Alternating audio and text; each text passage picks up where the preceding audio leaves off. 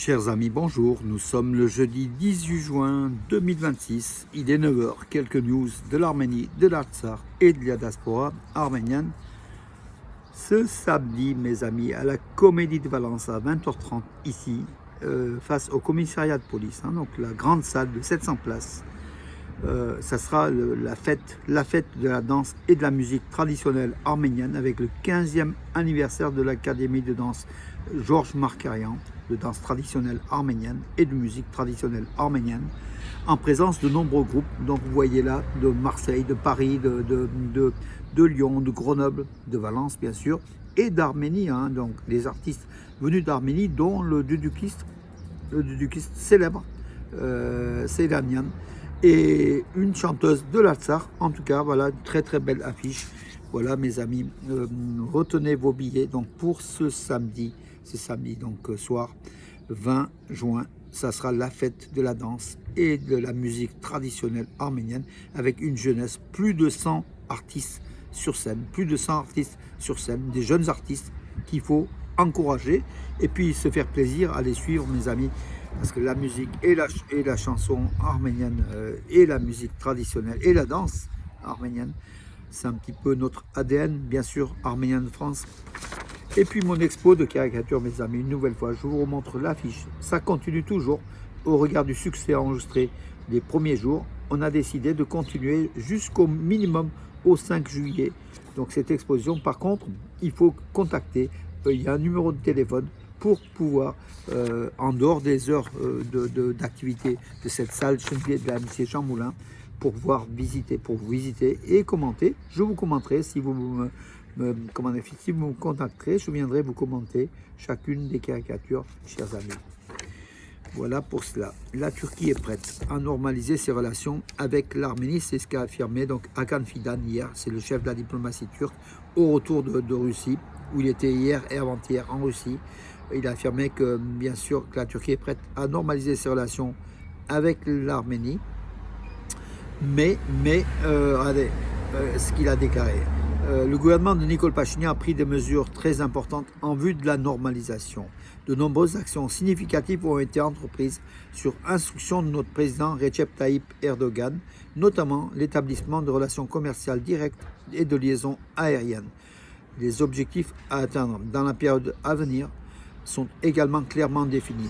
Nous sommes prêts à normaliser nos relations dès que les conditions nécessaires seront réunies. En fait, ça veut dire que ce n'est pas tout de suite. Donc, bien sûr, Hakan Fidan veut normaliser les relations de la Turquie avec l'Arménie, mais avec des conditions, dès que les conditions seront réunies. Et parmi ces conditions, bien sûr, c'est à la demande de l'Azerbaïdjan, le changement de la constitution de l'Arménie. Voilà. En Nicole Pachinian, en tout cas, ils ont trouvé un bon partenaire, les Turcs et les Azéris, un obéissant, donc un Nicole Pachinian qui est obéissant, qui va obéir au quart de tour, à toutes leurs demandes, bien sûr. D'ailleurs, il a déclaré, le Premier ministre arménien Nicole Pachinian, la force d'opposition au Parlement, donc qui est entrée aujourd'hui avec le groupe de Kocharian et le groupe de Samuel Galabedian, la force qui prétend que nous ne devons pas nous contenter des 29 743 km² de l'actuelle superficie de la République d'Arménie, déclare la guerre à ses voisins. Une nouvelle menace de Nicole Pachinian qui affirme que ceux qui ont des idées expansionnistes au-delà des 29 743 km² des parlementaires, donc sans doute le groupe de Samuel Galabedian et de Robert Kocharian, ceux-là vont créer la guerre. Donc voilà, c'est aussi, il se méfie beaucoup. Il a une peur bleue de l'Azerbaïdjan et de la Turquie, le Premier ministre arménien, qui veut sans doute pas, bien sûr, une nouvelle guerre. Il a peut-être raison, parce que la guerre, personne n'en veut, mais c'est limité à cela, 29 743 km², avoir peur de Bakou et d'Ankara à tout moment. C'est peut-être pas un petit peu digne d'un gouvernement arménien, c'est pas digne des Arméniens.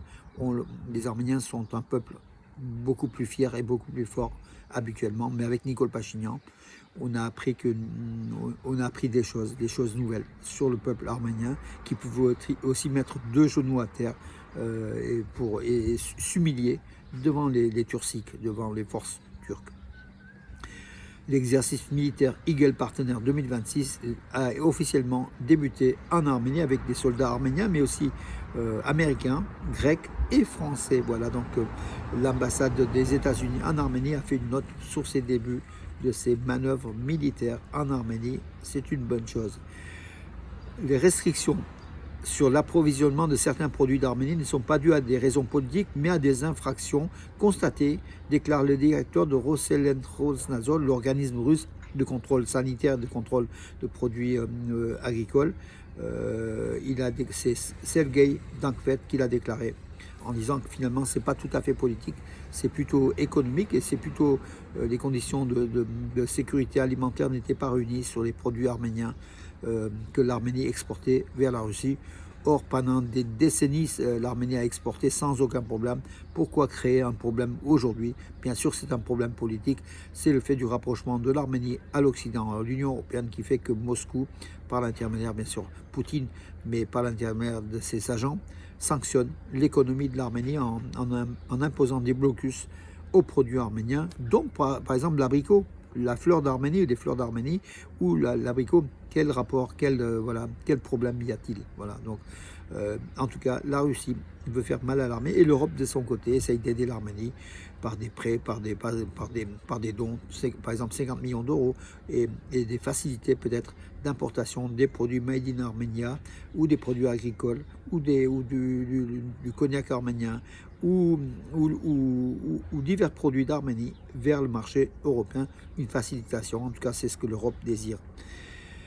Les travaux de construction du tronçon routier Kacharan-Agarak dans la région de Sunik au sud de l'Arménie continuent, mes amis. Donc voilà, quelques ponts, quelques tunnels vont s'achever en 2026-2027 de ce tronçon Kacharan-Agarak long de 32 km. Et la construction sera sans doute terminée d'ici la fin de l'année prochaine. On verra, on attend. C'est un axe très très important pour l'Arménie, mes amis, avec cette route qui traverse l'Arménie du nord au sud, et c'est dans cette partie sud qui est très très montagneuse. Il faut faire des tunnels, il faut faire des ponts, il faut faire des viaducs, un certain nombre de travaux colossaux, importants, mais l'Arménie a entrepris cela, mes amis, et on croit, on croit justement à la réalisation de tout cela.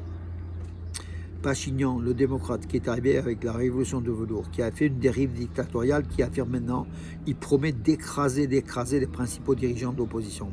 Ce sont des termes en fait qu'il n'utilisait pas jadis, mais que voilà, l'appétit venant en mangeant, il a une dérive dictatoriale qui briguait un troisième mandat de Premier ministre d'Arménie, il a réussi. Voilà, certains dénoncent les corruptions, dénoncent justement des votes truqués. Mais en tout cas, il est arrivé et l'Europe soutient Pachinian. Samuel Karapetyan, d'ailleurs le chef de l'opposition, qui a réuni 23% des voix lors des élections législatives et qui aura un groupe important au Parlement arménien. Samuel Karapetyan, le milliardaire exerçant en Russie, mais qui est arménien d'origine, bien sûr, Samuel Karapetyan annonce le regroupement de l'opposition. Ils veulent bien sûr former un bloc contre le groupe contrat-civil de Pachinian. Voilà, pour avoir une plus grande visibilité au Parlement arménien.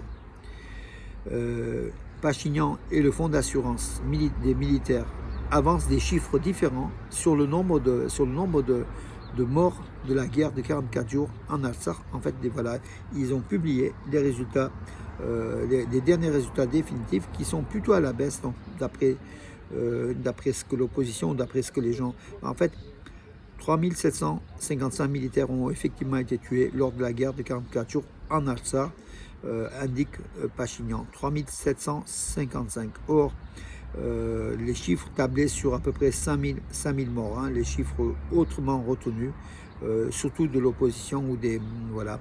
En tout cas, voilà les derniers chiffres avec quelques détails. Vous pouvez lire sur Arménews, Nouvelles d'Arménie Magazine, le premier site d'information arménienne d'Europe occidentale avec plus de 2 millions de visites par mois, voilà, auquel je collabore bien sûr tous les jours, comme vous le savez. C'est le number one de l'information arménienne, le site des Nouvelles d'Arménie Magazine, qui a pour titre armenews.com, où les gens peuvent lire de l'actualité arménienne gracieusement tous les jours. C'est le premier site, voilà, qui fait référence, mes amis. Voilà pour aujourd'hui et je vous souhaite une bonne journée. Et je vous donne rendez-vous à demain pour d'autres informations liées à l'Arménie, aux Arméniens et à l'Artsakh et à la diaspora, mes amis. Bonne journée, à demain, parior.